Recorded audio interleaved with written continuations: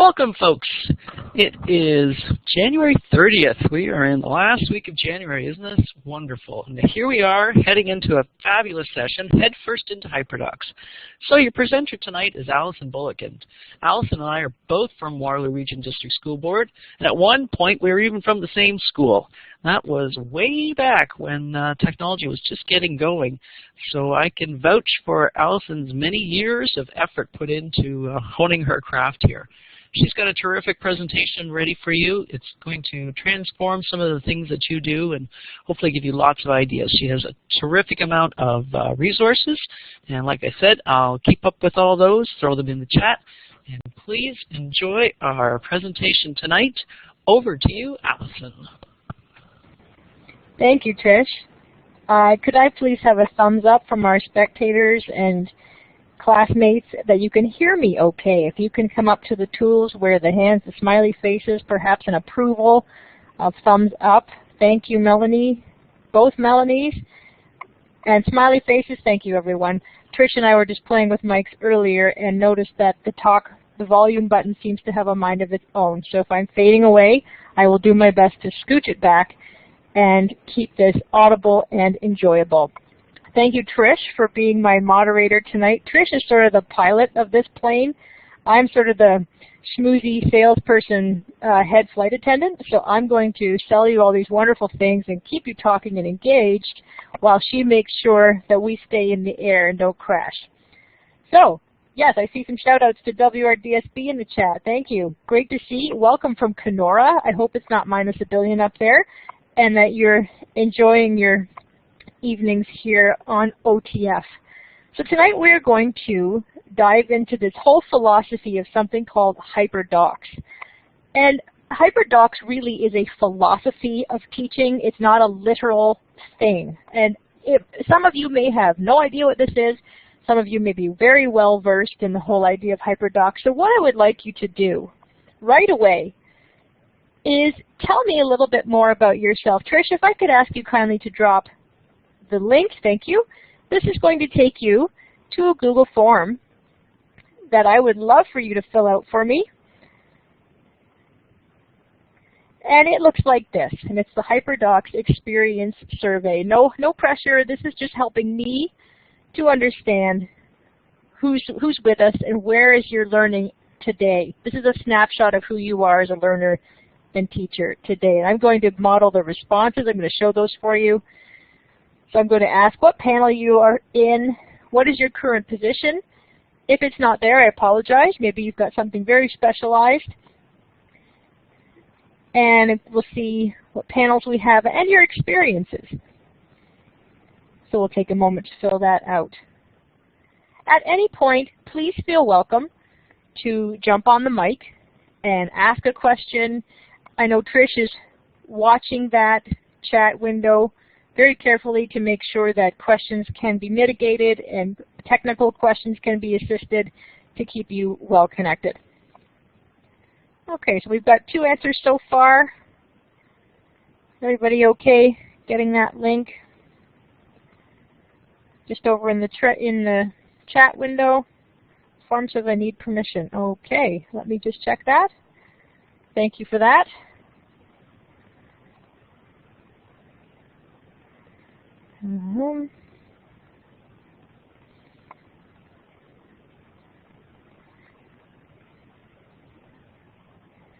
Let's try that again. Sorry about that. And thank you for letting me know. You should now be able to jump on and answer those.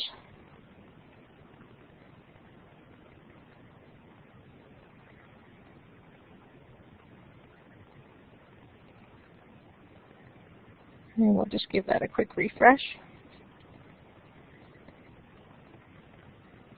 And now can we give that a try one more time?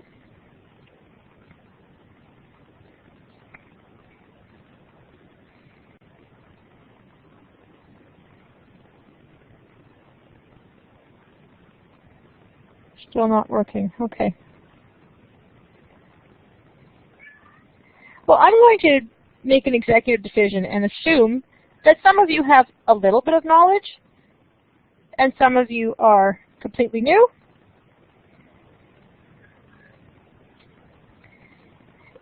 And I'm going to head back into the presentation here.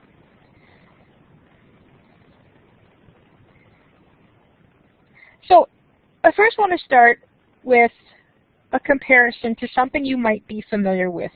Could you kindly skip over to the checkmark tool and tell me if you are familiar with the 90s entity known as a Webquest.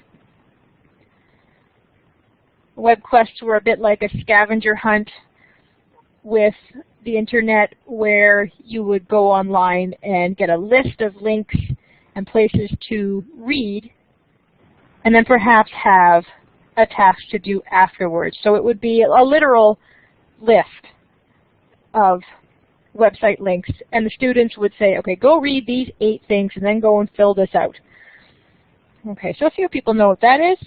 A Webquest is sort of the great-grandmother of a HyperDoc, because it was, at the time, making use of tools that were available and trying to engage students to interact and use the resources and then come up with either responses or content. It was more a matter of reading and reflecting on something out there rather than content creation. It would look something like this and have the list of links, and I'll just learn to grab some tools here and show you what I'm talking about.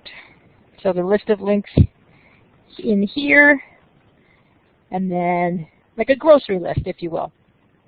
So not overly engaging to us now, but back in the day, it was pretty cool stuff. This might have been the answer task after having gone to the website and read about what was out there. So you can see, I'll go visit this, now answer this. It's very much a worksheet, but it was put online. And if those of you who are familiar with SAMR, again, let's pause, head over to the check marks for me. If you have heard of the acronym SAMR, please let me know. Maybe some of you have not. This is new. Trish, I'll get you to kindly drop a link to a good SAMR diagram or website that you know of. We'll put that in there. So this is absolute substitution. This is nothing more than taking a traditional paper task and dumping it online. Really not that big of a deal. Now, if we look at the details and the content of what this worksheet is asking, list 3 features of classical period of sculpture. This is Greek figureware, ancient Greece. Tell me about what you know based on the readings here. Have a look now. So, okay, Webquests are kind of Spice Girls. That was hot in the 1994-95 era. Now have a look at this version. So what I've done here is go hunting for a picture of some Greek figureware, added some speech bubbles with a link and a little bit of humor, because the philosophy behind HyperDoc is, part of it is to engage the students, get them really excited about a task and enthralled, whether it's using humor, whether it's using puns, high action, great strong graphics. And this was something done. You can notice they're looking at an iPad. I used a little bit of Google Drawing, and I dropped that in here and locked this into a little picture. So by comparison, I think this is a lot more engaging for students when they're looking at something. And the link right here, so it says, so we attack right here. That could be a link to the next set of instructions, almost like a secret door going to the next event, but very tastefully hidden and strategically hidden in something interesting. Excuse me one moment. Okay, so sorry, we're just going to clear those check marks. That's great. So most people seem to be familiar with SAMR. If you would like me to, I'd love to step out and show you very quickly how I did this. So can I see with a smiley or a thumbs up if you would like me to jump out into Google Drawing and quickly show you how I did that? I see a couple. You know what? 2 or 3 is great enough for me, so let's do it. So I'm going to share my screen again. Thank you for your patience as I navigate through these tools. This is my first OTF online presentation, so I'll do my best not to make anyone seasick with my mad clicking and navigating. I do have my iPad open beside me, so I see what you're seeing, and I will try to be conscious of my clicking speed. For those of you who are teaching in a Google board, who have all these tools available, this is what you might see. So I'm simply going into my drive, selecting Google Drawings. There are some outstanding Google Drawings tutorials available on YouTube with videos. If this flies by and that you only catch a piece of it, don't be alarmed. There are great resources for how to do something like this. So what I would now do is simply find a picture, and I'm going to search the web. I'm doing habitats. So I'm going to find habitats elephant. The Google search will pop these in, and notice that the Google search comes up right inside of the doc. These are all free to use. These all have the register, like the permissions and the copyrights given so that you may use them inside of your doc, which is really great. Back in the day, you'd go to a separate window. You'd have to set the usage rights to free to use and share. Not the case anymore within the tool. From here, I want to make sure it fits. The checkerboard background means that this background is transparent at the moment. So I'm going to fill it. And now, if I was doing habitats and teaching them students a key point, I might add a little speech bubble and figure out maybe what Junior's trying to say here. Hey Ma, race you to the water hole. Shape that text box and float it over so it fits nicely in the bubble. One key here is to lock all of this into one package, because right now all of these pieces are separate. And I've learned the hard way that when you try to save it, you don't put them all together, bad things happen. So you can do two things. Under the Arrange menu, before that, select all the options. So that would be the speech bubble, the text on top, and the photo itself, and however many elements you've added to it. I'm going to group the items. So there is a keyboard shortcut on a Mac, but I can also just choose. And what that will do is lock it as one unit. So now, if I want to move, the whole thing goes together. From here, the last step is to download this. I have to export it out of Draw into a usable file. So under the File menu, I'm going to download this either as a JPEG image, a PNG. PNG tends to be my favorite because of the transparent background. If I want to put this into a HyperDoc that happens to have a blue page setup, I want it to fit in there really nicely without a big block of color behind it. But you would choose.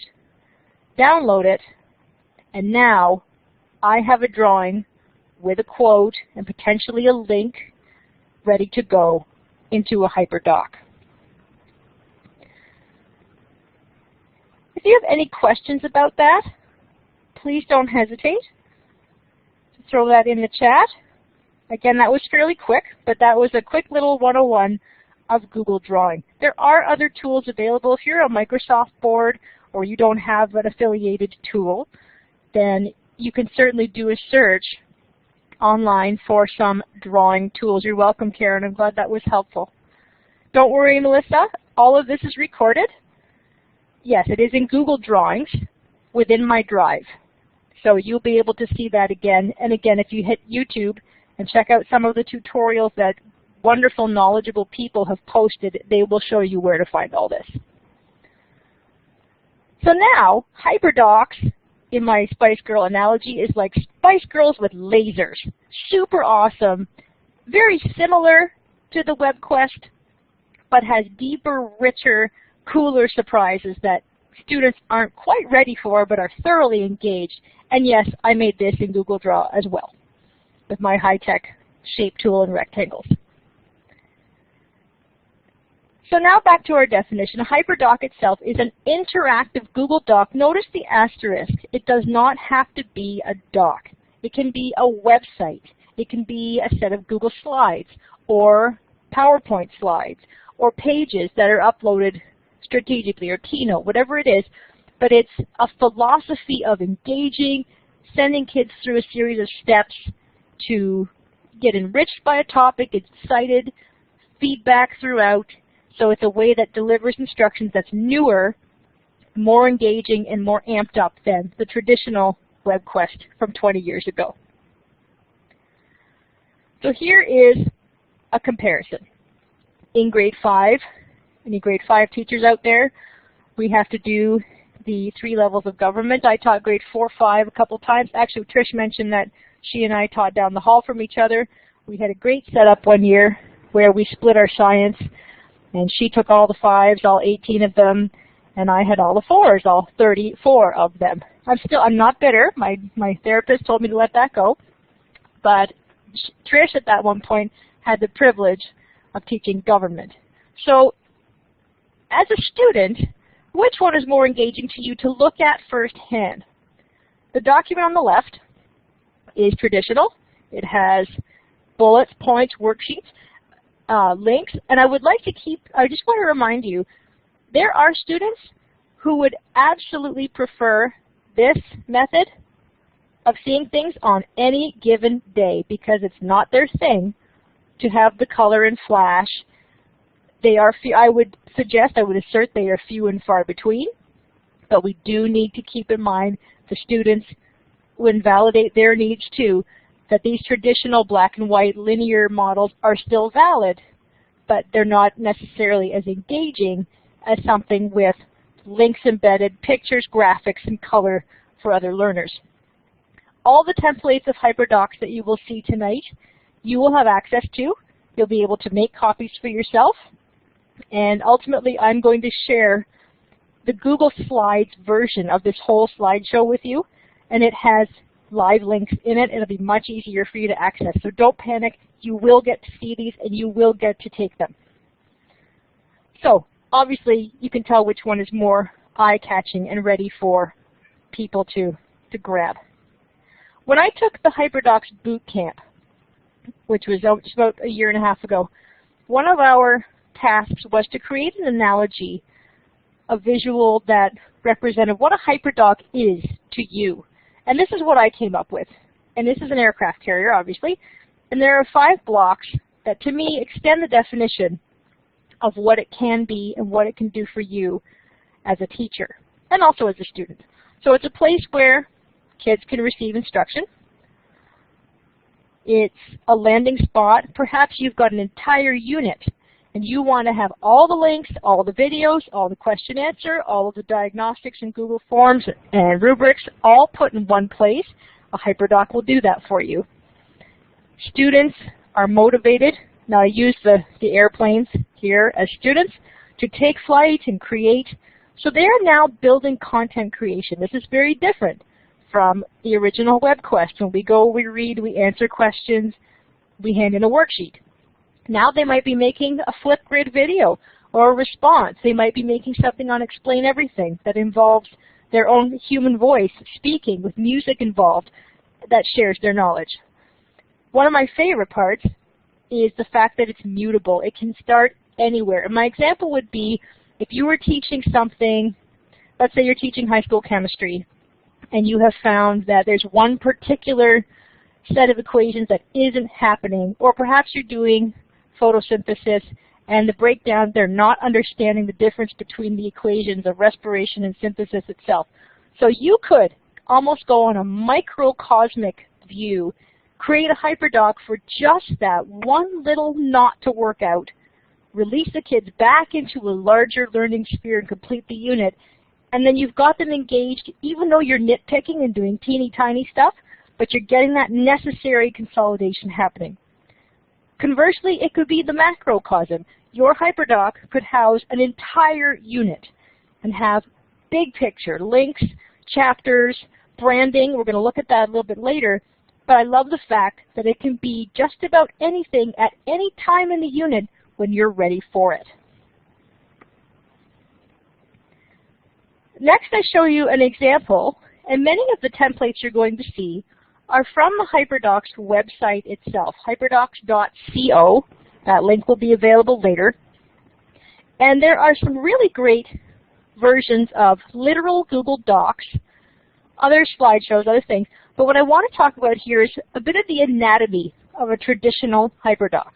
So what you can see is this is a doc where we've gone under the File menu to Page Setup and change the color. You can change the background color completely. When I was first learning Google Docs, to me, I felt like I had to put a big rectangle over top of the white page and turn it a color and then dump all the pictures on top. I didn't know what to do. Didn't realize this could happen. But you'll notice that the teacher here has put the assigned groups for whatever the task is. So already we're organized and split, which is really nice, just in the middle here.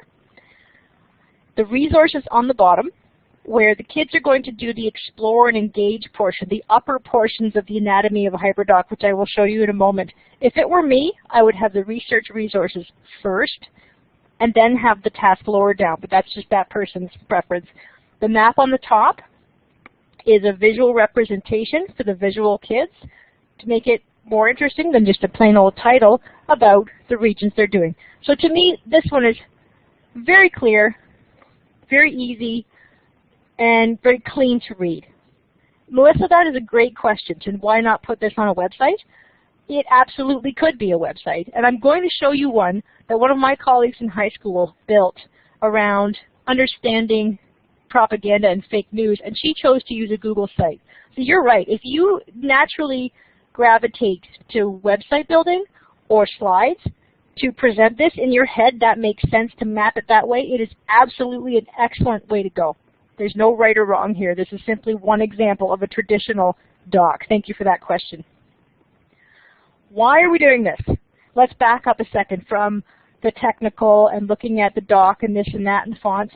Why are we doing this? Why are we needing to look at engaging ways to keep students coming back for more and showing their knowledge? We're knee-deep up to our eyeballs in technology coming into the classroom. Our students are surrounded by it 24/7, so are we. And this is a great way to leverage and take advantage of those deep, amazing tools that are out there and cleverly, strategically, and positively roll them into teaching to keep them engaged. We're looking at, you can use them for inquiry-based things, for communicating, soft skills. We can teach people to partner together and collaborate, work together on a Google Doc. Not, as simple as not typing in each other's box. You're creating skills here that the kids are going to use later on. This is why we're doing this. This is a sketch note from a very tiny Jefferson County EdTech in the States. I like this visual as well that talks about why we do this. You can differentiate. You can flip the instruction. Students can work at their own pace. I love that. I used to love running a class where it was just 8 learning centers at once and students were doing what they needed to do at the time, and I could check in and come and go as needed. It really gave the kids independence and it made them feel good about what they were doing. This is a picture. Oh, I'm just going to wait for my iPad to go. Please tell me if I'm going too fast or if I'm going a little drive-by here. This picture is from the 60s, and it is a mock-up of the Chicago subway system. And I really like this as another analogy to hyperdocking. If you can imagine street level, I'm going to grab a little tool here. Trish, can you remind me which one it is? I want to use a pointer or a hand. Oh, thank you. I got it. Yep. Thank you. Okay, so you should see a little hand floating around there on the screen. Imagine that street level is the front-facing portion of the HyperDoc. This is what the students will get in their hand. What you have done as a teacher in the meantime is prepared the links that come and go quietly in the background and underground. There are trains running. These are links out to resources. These are links to a Google form diagnosing where these kids are. Diagnosing, I don't know if that's even a verb. We're not doctors here.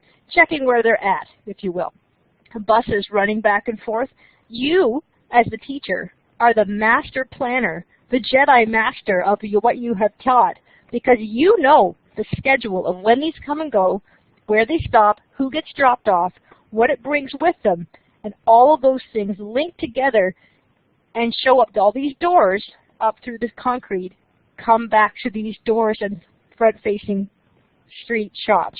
And you are the one who has created that and made that happen. So you will have phenomenal planning when you choose to use this as a teaching tool. Okay, now we're going to branch into some of the samples. Now you're going to see on the slide some links. I apologize, they are not live in this presentation. All these links are available later on and also in the Google version of this slideshow. This is a very simple one where the kids are asked to think about three different things and then produce some work. Now, one thing I like about this particular example is that the second task is turn and talk. Not everything we do has to be a tech tool. And I really like that this person has pointed that out. Thanks, Trish, for that. She's posted the link now for the template in the chat window. But this is great for using the traditional teaching that we do that's still really good. There's a lot of stuff that we do that good teachers do that does not have to disappear when we integrate and add technology tools. Turn and talk, classroom conversation, and easy assessment. It's an easy way for you, and also building community and connections. I really like this one. The last tool that's on here is called canva.com. It's a canvas with the S missing, and Canva is a great place to do an even more amped up version of Google Drawing. I'm going to take you there right now to show you just what that might look like. Hopefully I'm getting better at this whole shared desktop thing. Okay. No, maybe I didn't open that one. Canva does have some free features. Notice it's got a login with Facebook or Google. And of course it can't log me in.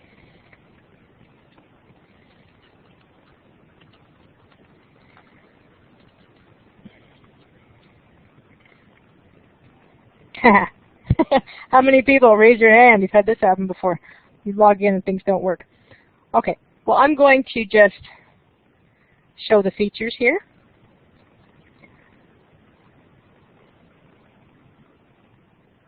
What it allows you to do is use a lot of free pictures and graphics that Canva already employs. If you look at this little demo slide that they've got already packaged, you'll notice on the left these tools. That little tiny white blip says free.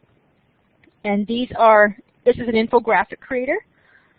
If I go further to the left on their tool screen, I can add text bubbles, I can add speech bubbles, shapes, wallpaper. You can upload your own photos to it as well and make really effective, interesting graphic representations.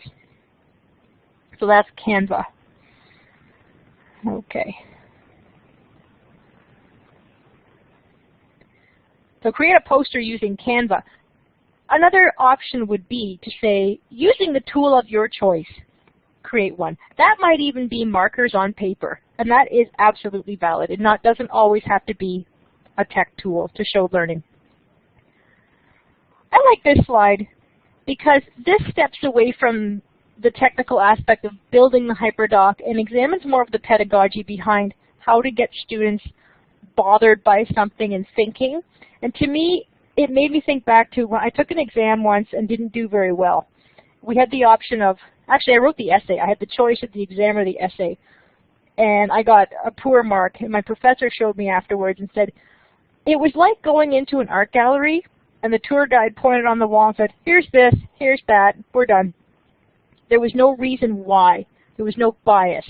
There was no opinion added. There was no explanation. There was no deeper thinking. At the time, I really didn't get it. I just wanted to get my decent mark and get out of there. But now as a teacher, and I am a social studies specialist, history major, a lot of these arguments and reviewing facts is really what I enjoy doing. So creating inquiry-based lessons where they learn through exploration, I want you to imagine, let's use the topic of I don't know, race relations, like civil rights in the 60s. So you might put an instruction in your pedagogy saying, in your lesson saying, tell me all about what happened in the 1960s in Alabama. Okay, that's pretty generic. Students could start from anywhere. But now I want you to imagine, so imagine that instruction as a slingshot lying on a table. So it's not loaded, it's not pulled one way or another, it's just neutral and sitting there. Now if we were to take that and say, change that instruction to an opinion statement, something like, women really had a great opportunity to advance themselves during the civil rights movement in Alabama, yes or no? To me, that's picking up that slingshot and loading it. It's pulling it. It's into a biased corner. It's it's an opinion that a student can either agree with, react to, defend, oppose, and explain why. So what I'm trying to do here is create bias, create something that incites either reaction or support, or I'm not really probably saying this very clearly, but not just saying, go tell me something nice about what you know, but create something in your lesson design that's all about the bias. So you might do something that's sharing about the current political climate. Donald Trump is the best president ever, explain. I know that could be fairly inflammatory in this audience, but I think that is a relevant topic that somebody in high school or grade 8 might be using. And then the students have to take that biased opinion and work from it. So that's what I mean by loading the slingshot, not just list all of the presidents that the United States once upon a time had and tell me who's your favorite and why. So if that makes sense, that's what I mean by this and the loading the slingshot when you consider your lesson design. HyperDocs allow you to be very creative. For those of us who enjoy graphic design, color, fonts, style, injecting humor, injecting graphics, this is your kid in the candy store moment where you can think about visual effects, organizing, make it come alive, have little animations that move, things that are hidden, and links that join places. So it's almost like getting to be a graphic designer and a teacher at the same time. All right, I would like you now to experience a HyperDoc from the point of view of a student. So Trish, if you could drop that link into our chat to make that live, that's going to take you, oops, I've lost myself. That's going to take you to a HyperDoc that should have a picture of Dr. Evil and his cronies on the top. And I'm going to go there myself.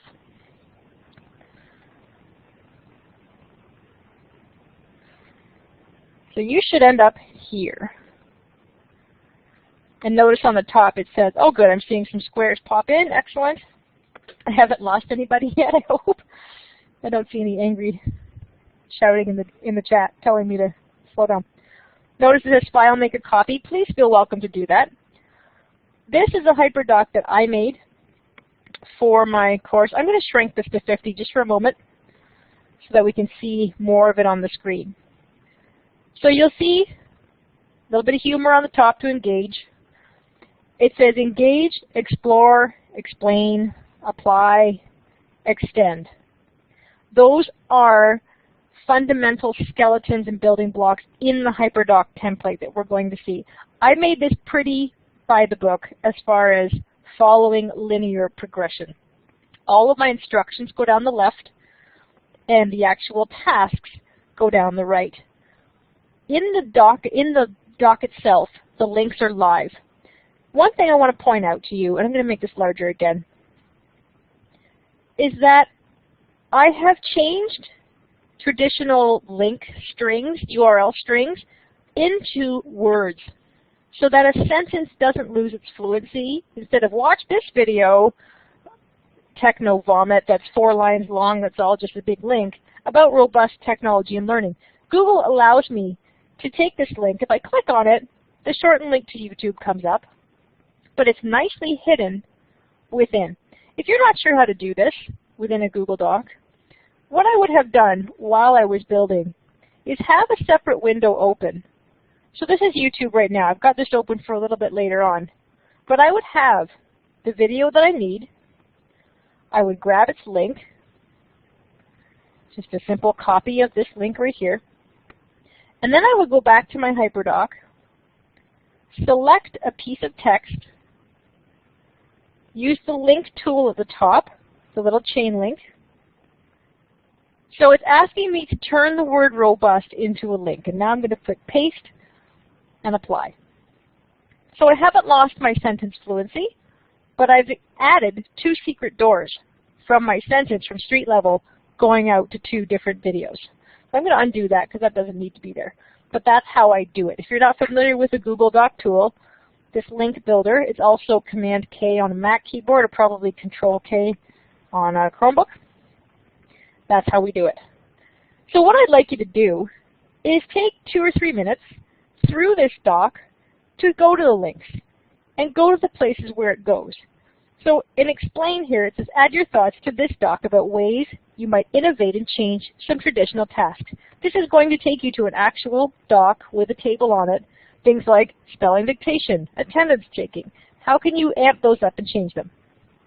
Then we move to the apply, make a template copy, start building. So that goes to the HyperDoc website to start. We actually have some substantial playtime built into tonight's seminar where you will start building one. So don't feel like you have to do all of this now, but I wanted to show you the anatomy of how this works. So this is what a student goes through. And I want you to also keep in mind, and maybe I'm just going to pop back to the chat to see if, oh, okay, I'm seeing we're not allowed to make a copy. Thank you for letting me know. I will check into that and make that available. In the meantime, let's just use this one. If you're able to click on and use the links, and I will adjust the sharing in a moment. As a student, this could be quite engaging, quite funny. Got the Expedia guy, that's an actual link here. The whole photo is a link. I did the same thing. Select the whole picture, and then add link, insert link, or use my little link guy here. Some students might find this overwhelming because I deliberately put 2 moving parts in here, these little GIF things. And some might think that's great and it might not be bothersome, but consider the learners in your environment that might have attention issues. This might not be cool at all. So sometimes this is appropriate and sometimes it's not. Just the same way you have good lesson design traditionally, we consider our audience. So please go ahead for a couple minutes, jump through these docs. I'm going to check the permissions on this particular doc, and I'm also going to go back to the chat and see if there's any questions. My apologies. Anybody can view. Yeah, that should be right. And then you should just go File, Make a Copy.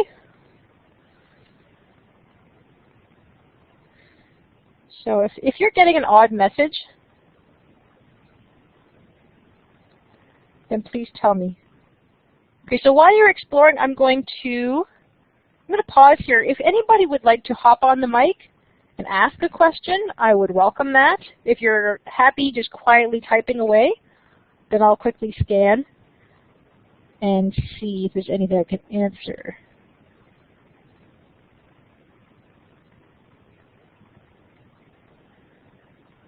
Cyril, I like your question. What if they only want to do 2 or 3 of them? That's a great question. As the teacher, you would decide if you were making, perhaps if you were making learning centers and they only needed to do 2 or 3 to show their learning, then that would be a valid choice. If you were explicit in the HyperDoc and your instructions said everyone's going to work through numbers 1 through 4 and then choose what summative tasks they're going to do, that would be explicitly laid out in your instruction. That's a good question. Thanks for that. I'll give you another minute or so just to click on the links within this particular doc, check it out, experiment. I'm going to stop screen sharing for the moment so I can get back to the slides. But still, you feel welcome to stay on this doc.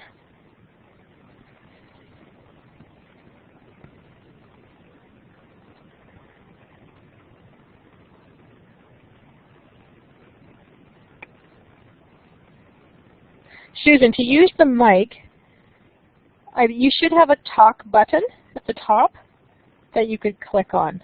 Do you see that? The top left of your screen? I see it. Here, I can hear you. Go ahead. Okay, I see it. So I don't know how to get onto the doc that the kids are using for me to try and use it now.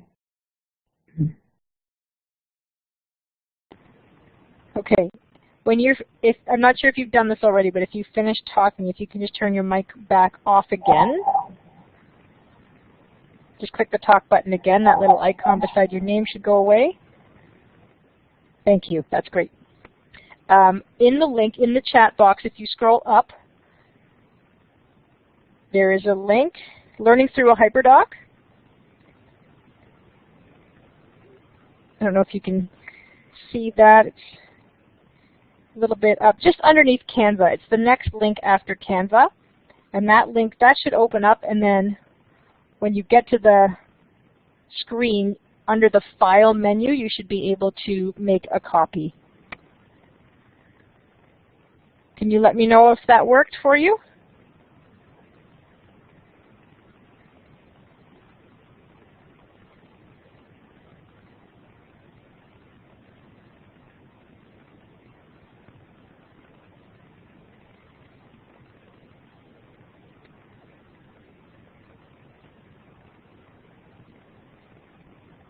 And while we're working through that, I am going to keep going. Remember, all of this is recorded and all of the resources will be available for you to peruse at your speed. Okay, sorry, Susan. I'm sorry you're not seeing that. Hopefully we can get you in the right spot a little later on when it's playtime, and I can talk to you and get you in, and Jen will try to make sure you can make a copy of that doc. I apologize. On your screen now, what you'll see is the fundamental skeleton of what a HyperDoc looks like. This is the basic anatomy. And you'll notice that I did not use all of these blocks. I left out Reflect and Extend, and I only used Explore, Explain. I used Engage as a picture. You could swap, trade, and use any of these that you wanted to. You could actually use this template, keep these headings, and put your own text into it. So this is a really nice, easy, clean template for a HyperDoc. The following slides you're going to see are all templates from hyperdocs.co. And Trish, if you would kindly drop that link into our chat, our participants can go out and check and start looking at resources and templates in there. The three ladies who invented HyperDocs out of California have an amazing sharing website called Teachers Give Teachers. It's kind of sticking it to Teachers Pay Teachers, which I think is great, where teachers who make HyperDocs contribute one to the pot, and then you can go in and use one. It's sort of a give one, take one. But at the same time, they themselves have created a huge resource bank of templates in subject areas, blank templates like the ones I'm going to run through for you, and they are all available for you to make a copy and use and start building your own repertoire. Here are a couple. Again, what I'm doing right now is just going through some examples and styles to see what other people have done. Don't feel like you have to jump on these. Imagine this is window shopping for styles that speak to you as a teacher and that you think would be great to use. So on the left you can see the fundamental skeleton with some of the instructions built in and reminders of what to do. On the right, notice how pared down this is. Engage, Explore, Explain, Apply, and that's it. And what this teacher has done is added each of these little blocks. I'm just going to grab my vertical tool again here. Each of these blocks is a table. So if you were working in a Google Doc, you would say, well, first of all, you can grab this template from their website and just take it and plug it in. If you were building this from scratch, we take a Google Doc. This is a 1 by 2 table. And then you shrink the upper header and the lower one, adding pictures in. I also like the color gradations. It's just an easy way. It's easy to get lost in, oh, what color should I do? I don't know how this should look. Well, take one color and slowly make it darker or lighter, and it all stays the same. So nice and simple, clean. For the students who need it, fairly traditionally and linear, this is a great option. Here are a couple more. Adding tasks. Keep an eye on these as they fly by, because your next job will be to think about something that you can start converting from your own teaching. Perhaps you have a unit coming up or something that you've just done that you don't feel you did very effectively and you'd like to blow up and start again in a different style. I did it myself with physical regions of Canada, and I was very glad that I did it. So keep an eye on these as they go by, and something might catch your eye as far as what to use. Notice that you can embed YouTube videos or YouTube links. There's something. Sorry, I just want to grab my little hand here. There's a drop button here, little icons going to various places. Notice also that somebody's put your task. Perhaps this is appropriate for a more primary audience, and it needs very explicit headers. And we'll move on. Here's a template that talks all about maps and going to different locations and sharing. Instructions are on the far right, thinking, wonders, and ideas. So almost a KWL, or a formative assessment as the student works through the PLACE project. This is a great one, pared down and simple. Most of those fundamental headings aren't there, but that doesn't matter because this is relevant to the students in this person's class. I love how there's a clip art graphic of the text. So the book is mentioned right here in the top right. There's a link probably to a PDF version of the text, and then the digital retail. Nice and simple. Again, a 1x2 table with almost like a template, so younger students can have sentence starters to go right in. Very clean and easy, but still a HyperDoc. This is the website I was mentioning earlier. My colleague Jane Mitchinson Schwartz, who is a teacher librarian and also an instructor at Queen's University in media and communications, I believe. Simply, she's really, really smart and really good at what she does. She made a HyperDoc in a website all about exploring propaganda. Thanks, Trish. There's the link to it right there. And it's across the top, this is just a still picture. In her Phase 1 Exploring, in that drop-down, she has Google Forms dropped in right away to give the students an idea of where they are in their learning and give her immediate feedback as to where her lessons need to be directed. She has tons of media poured in. I strongly encourage you to bookmark this and have a look through, because this is a phenomenal, top-notch example of how to use a website to create and build a HyperDoc philosophy. And she also has, I believe she's got summative assessments built in here as well. This template is a game board template. I made this HyperDoc for the course when I took it about persuasive writing. And again, it is available for you to make a copy. All of the words, the action words, explain, read, respond, they were already there. So I felt good about using this because I had a starting spot. I wasn't sure really what to do. But then I thought also about Bloom's taxonomy, levels of participation, content production, synthesizing, and showing what you know. I put a Google form right in the middle. What do you think you know about persuasion? So that also helps me to understand where my kids are. And ultimately, their task was to build a 3-slide presentation convincing me that they should be, I think, video games in school, or something like that. But there are books, YouTube videos, there's a turn and talk, there's a personal writing. So not all the tasks, again, are completely individual tech tasks that don't include collaboration and students connecting. So this one is the game board template. If you're familiar with tables and you're comfortable with how these work, you can click on cells and merge them. If you don't want all of if you don't need this many squares, you can merge them and shorten them up. This is a version where the teacher has created a table of contents directing her students or his students to various instructional areas, revise almost the steps of what to do. So if you like to be pretty linear and clean and neat and more literal than graphic and visual and bright colors, then this might be an option for you as well. I mentioned branding earlier, and to me it's important for younger kids or perhaps kids who struggle with organization and large amounts of information to have the picture of Snoopy repeated twice. And you'll notice on the header of each of these HyperDocs, first of all, they're only 2 blocks long.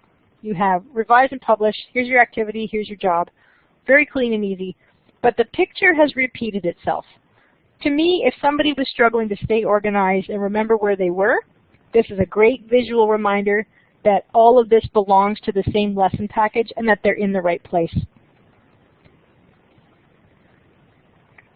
Here's another set of examples using the Google Maps adventures. So again, it's a table, 3 by 3, everything made into squares, and each of the squares appears to have a YouTube video and a map dropped in as links for all the students to go to. So this one's definitely more of a landing spot. And then in the center is the instruction, share your observations, which goes to the next spot.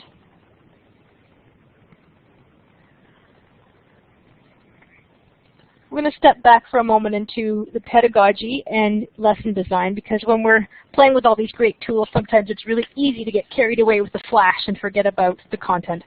So this is an extended version of SAMR, and also the depth of knowledge of the DOK chart. This was new to me until when I was taking the course. I did not know what it was.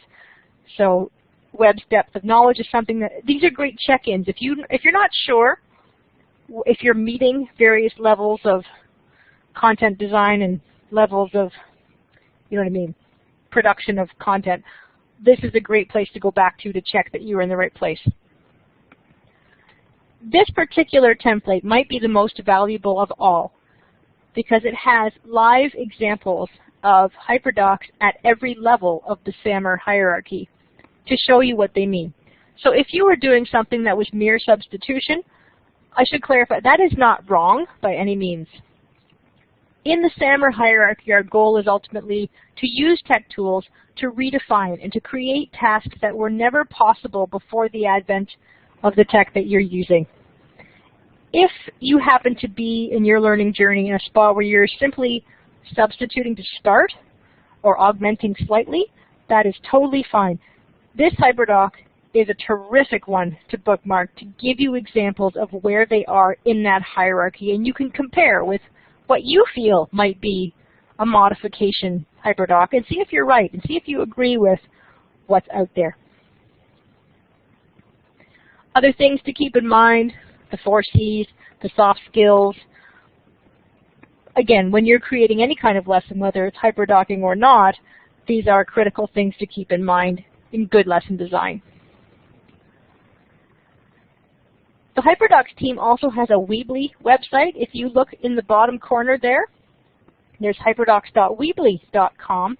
And these are also the 3 women who have built it from hyperdocs.co. This is Lisa, Kelly, and Sarah. And this is a great way to plan transformational lessons. Just a little reminder, some tips on how to change and augment your lesson design. Okay, it is 8:25, and I feel like I've talked at you for quite a long time. So now we're going to put a little fork in the road. If you feel like you are still taking this all in, trying to wrap your head around what it really is, I'm going to recommend that you take 5 minutes to enjoy this YouTube video called The Real Hype Around HyperDocs. And it's a little documentary from a school that's been using it with students. These are real teachers making real lessons. It's not the designers of HyperDocs themselves. It's not a commercial. And really get a sense of how it worked for these particular students. Everyone's welcome to go and watch that. If you feel like you're ready to jump in and you're really excited, I'm going to suggest that you go back to the hyperdocs.co, grab a template and start building. And thank you to Trish for dropping that into the chat at about 8:15 in the chat window. If you can scroll up to there, you'll see the hyperdocs.co/templates. And it is your turn to start for probably, how about 10 minutes or so? to start and jump in. And what I've got here is after you started, connect and share your learning here. I'm going to step out and show you what that really is. I've created a table where I'm going to invite you, and hopefully I've got my sharing settings properly this time. Anyone can edit. Okay, good. And what I would like you to do, what I encourage you to do, if you're willing, to share and create a little HyperDocs community for yourself through the OTF webinars, is to drop your contact information in here, along with a link to the HyperDoc that you are going to transform and start. But keep in mind, if you're going to do it, I would strongly recommend that you set your share settings to anyone with a link can comment. This is a great way to encourage feedback, to get community building, ideas from others who are building. Excellent, one person's here already. So once you've started, come back to this page, and you can drop yourself in. You don't have to put a selfie if you're not comfortable, but please put some contact information if you're looking to stay connected with a small network, or with me, and let's all build together. Let's all try and make some of these HyperDocs on our own. So at this point, I'm going to leave you to do some playtime.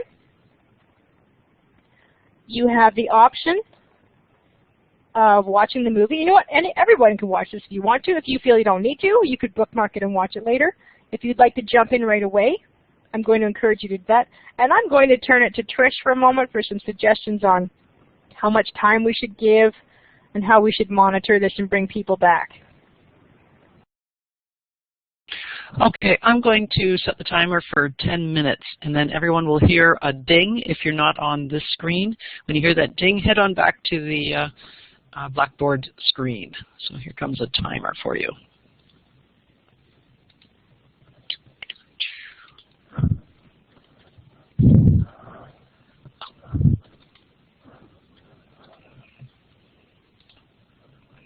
And you should see it at the top of your screen now. Have fun, everybody.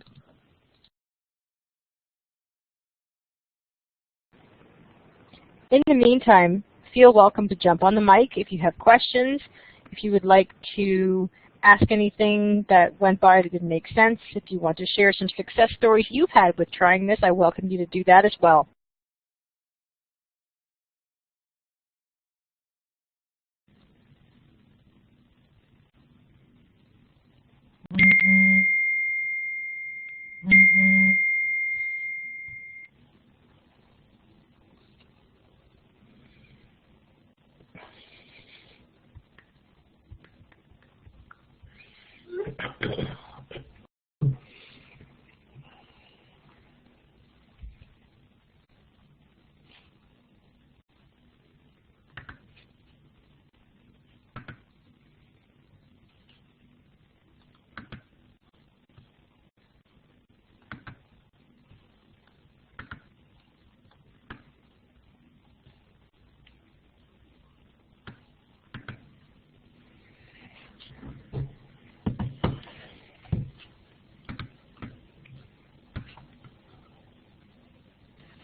Hi, Cyril. I see you have your mic on. Do you have a question for Allison? Yes, I do. Can you hear me?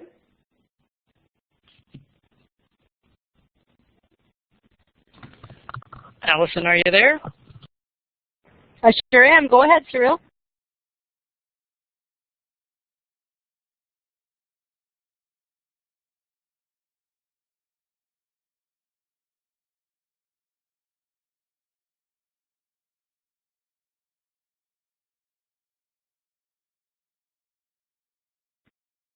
I don't know if you just heard me, or can you hear me now? I can hear you, yes. If you were looking for the video, sorry, that was in the previous slide. If you zip up the chat to 8:26 p.m., you will see a link that Trish added. That is, it starts with YouTube, and that's the link to the video. Is that what you're looking for?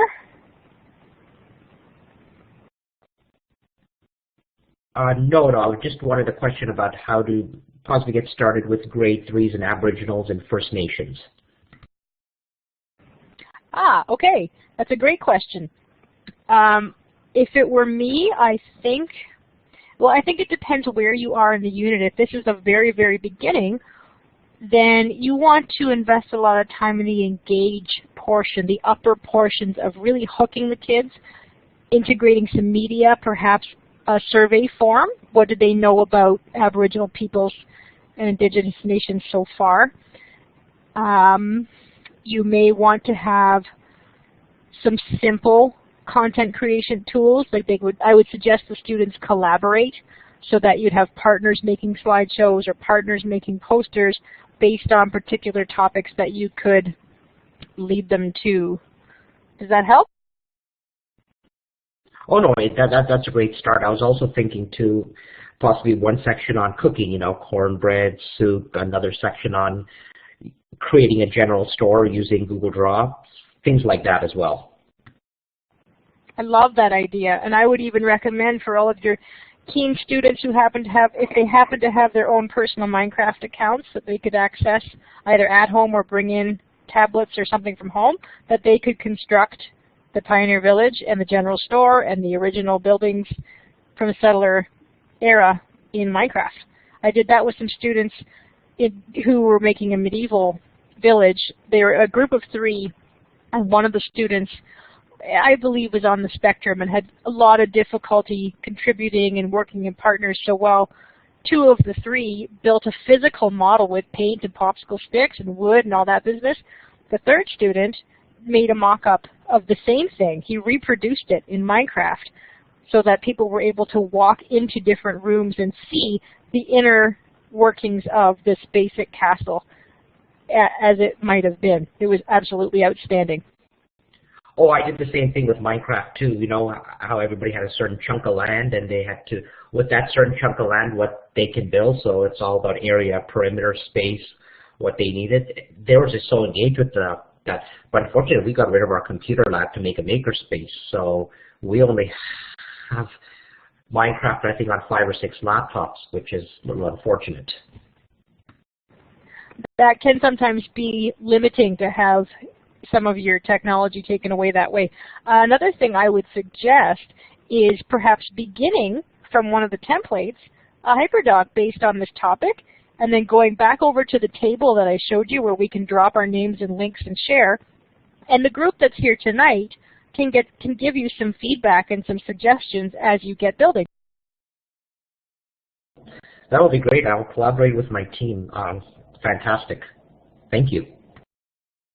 You're very welcome. Happy building. We've got another 3 or 4 minutes. I know this is, if you would like more time, we can certainly do that. We still have 25 minutes till the seminar ends. So if you want to maybe give us a thumbs up, or we'll see by the number of people. I don't know, Trish, if we can see when people come back when the timer goes. If you need more time, we can certainly give it to you.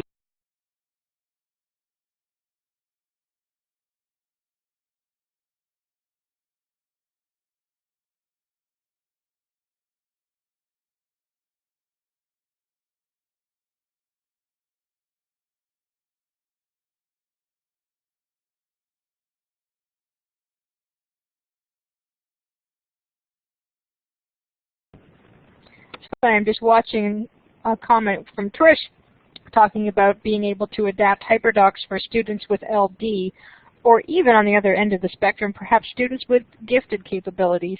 Just thinking about how you might hand these things out and deliver them to your classroom.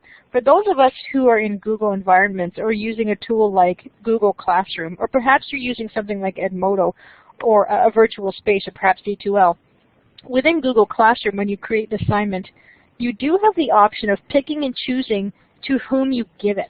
So all the kids have laptops in front of them. If you're running a split class, or you've got kids with IEPs or other accommodations you need to respect, nobody has any idea that the student next to them is doing something entirely different than they are. So this is a really nice way to quietly adapt and hand out and customize for the students in front of you as well.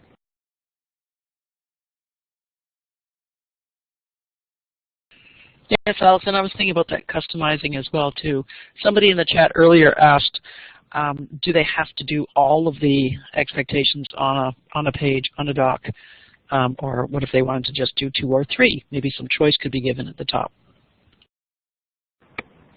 Yeah, I saw that comment, and I agree completely that even sometimes people like to do a menu of choices. I know with Daily 5 and the Daily 5 Cafe and other styles, it's pick 2 or a tic-tac-toe where there's 9 possibilities, but you pick 3.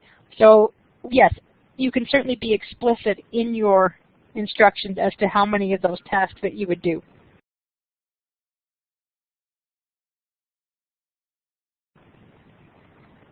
So it looks like our timer's gone off for 10 minutes. If you feel like you need a few more, come on over back to our Blackboard environment and perhaps give us a thumbs up or more time please, or you could maybe write something in the chat.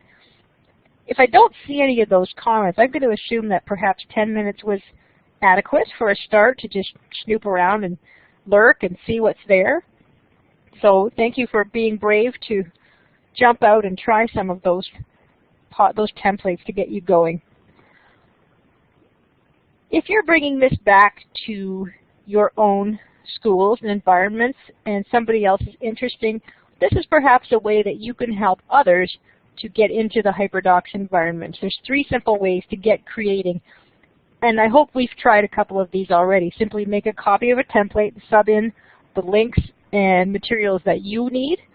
Make a copy of someone else's that perhaps you know, or collaborate, like Cyril was saying, collaborate with peers and build together.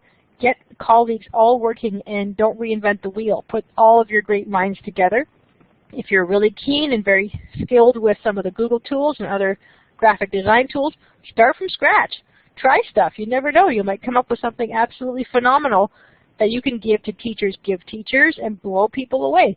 I should also mention that on Facebook, there is a HyperDocs Facebook group, and there are wonderful conversations, link sharing, HyperDocs sharings that happen in there.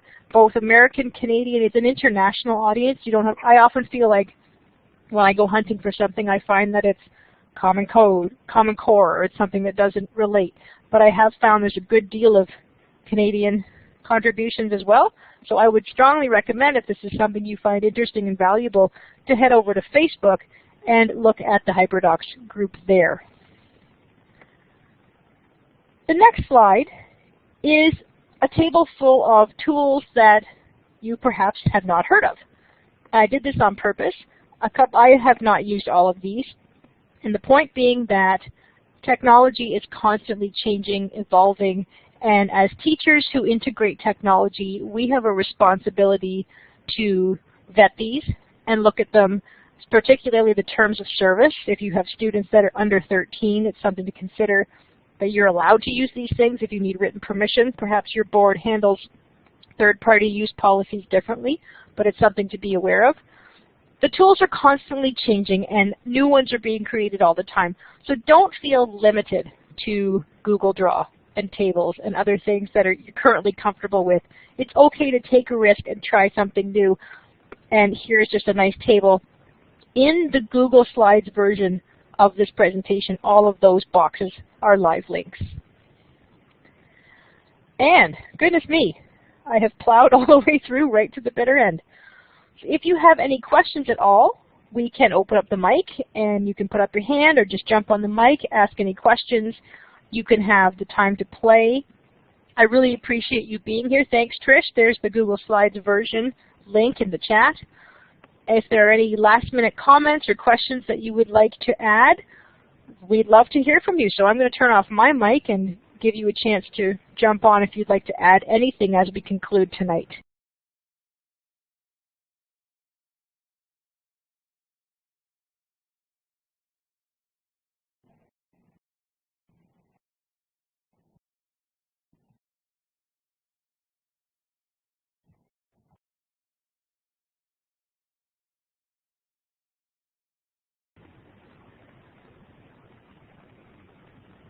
Okay, well thank you, Karen, for that comment. I agree. It is a lot to take in. I've been doing HyperDocs for probably just under 2 years now, and I'm still learning new stuff. And I do remember the first time I came across this, my head exploded, and I needed a lot of time to figure it out and try it. There is a HyperDocs handbook. There is an ebook version, There is also a paper copy. I would honestly recommend getting the paper version, simply because the ebook does not have all the nice formatting and color coding, and it talks about how to build one, how to get all your items.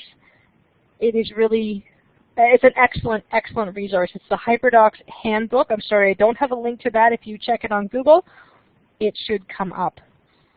I'm going to turn it over to Trish, and she's going to start some of her concluding remarks. And again, I thank you for joining us tonight at OTF Connect and participating in our HyperDocs workshop.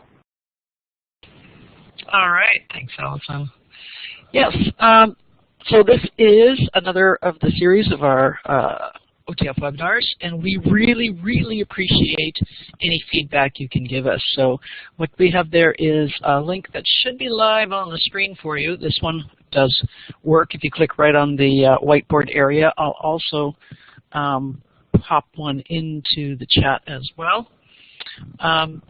And we'd like you to take a minute to do that. Also, another thing to mention is that the ministry is still offering that subsidy of $450 for AQ courses that are in the area of mathematics, technology, or kindergarten. And we remind you that that's always a great possibility for you to use. I also have a reminder that when you fill out the feedback, then you are eligible for a certificate. And I know that some people really like to use those.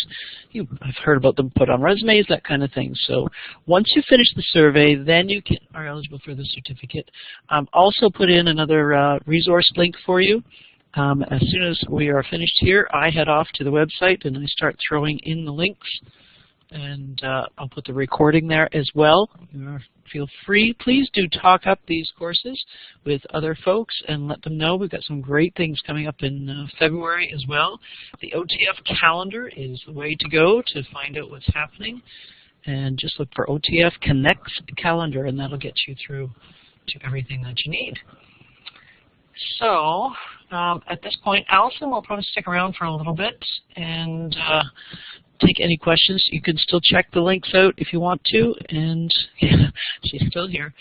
And it looks like you got a little bit of an early exit tonight. I'm sure nobody minds that on a cold night and dark morning. So thanks once again, everybody. I'm going to stop the recording now, and just a reminder that, actually I'll stop the recording first.